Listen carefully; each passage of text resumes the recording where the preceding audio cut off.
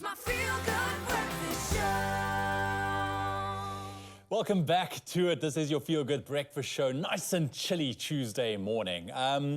This discussion coming up right now, I think it's fascinating because one of the easiest ways we know to immerse yourself in another culture when traveling is by going to restaurants or local vendors and eating local cuisine. Now, knowing each country's tipping etiquette, it is vitally important because if you tip too small in some countries, it can be seen as rather offensive, while other countries don't really accept tips at all. Now, what quantifies how much you must tip? What are the rules? Are there any rules? Now, we look at some of the unofficial rules and etiquette around the world, and Sebastian Newman and Clem Pedro, foodies in the field, join us to share some of their knowledge. Gents, this is one of those things. I think it's interesting because I don't think a lot of people think about this before they maybe take a trip overseas with regards to tipping etiquette, because we all know that, like I've said, you go there, you experience culture through food, and that's where you also meet the most interesting people. So let's start maybe in the United States. What is the tipping etiquette? So in the United States, it is said that it's actually very important because in the US, it's illegal that waiters get paid less than minimum wage, right? So a lot of your tips make up part of their wages, right? So it's considered that you must be between 15 to 20%, a little bit of a higher tip for people, but also I think that in general with tipping, there's this like unspoken rule. So like you just tip what you think is your this is enough for you. Yeah. But that also goes back to when there were Americans back in the olden days. They were able to travel to Europe, and they saw that servers were being paid for good service. Yeah. So that's how it started. And also in the US, you tip everybody. Your hairstylist, the car valet person, everything. So that's definitely something to take into account coming from South Africa, traveling to the US. I mean, we tend to be a little bit stingy with our money. It is what it is. And then other countries like Asia as well, because I remember being in China once before, and I don't know, they're not really big on tipping there because it is a pride thing. And I went to a local restaurant, and obviously, like we know, it's like, oh, you got to give a tip. The service is really good, and they didn't understand. What am I doing? And that's so amazing, and that's like the research you do have to do before you travel, because you don't want to offend anyone.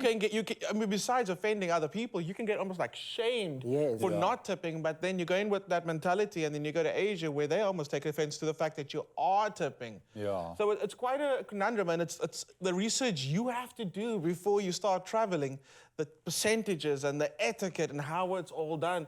For me, I find it a little shocking how America is like so stuck. Like their tips are everything.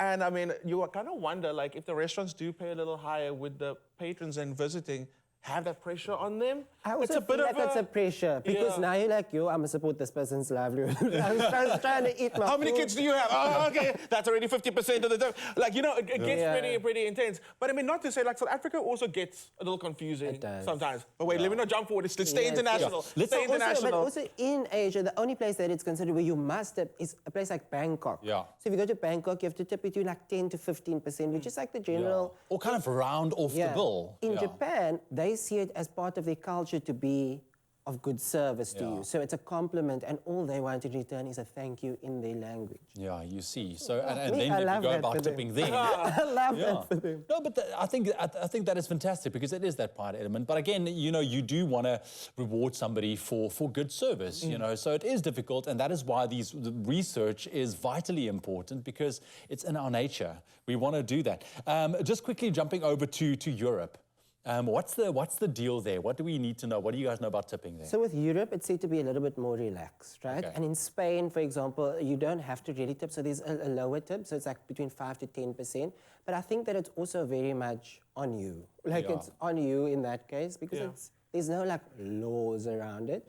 I do know, I also found in the research that in Italy, there's a bill you pay for the bread that, when you go to a restaurant, it comes to your bill. And also in Europe, a lot of the times they just add the tip to your bill anyway, so you don't have to add an extra tip. And that's something that I'm seeing quite a lot happening in South Africa as well, where they're adding that service charge to your bill already. And I think that might help with a little bit of the confusion as to how we should be tipping, but then it might also make it seem like you've included that service charge, but then do you still add a little on top of that? That's still quite like something Because also most of the times, the tip gets split between the people, because obviously as the waiter you're able to receive a tip, but people at the back of house, they don't get tips. And most oftentimes they all share. They share it all. So now, but like also, is that pressure on us? Like, is it our problem? Do I become a stakeholder in this restaurant? Oh, it's a lot, yeah. Tipping. Because also when you go pay these times and they give you the card machine, it says there, would you like to add your tip? How much percent would you like to add? But that is the question. You know, I know that this discussion focuses around, okay, so how do other countries view tipping? But we also want to know from you at home,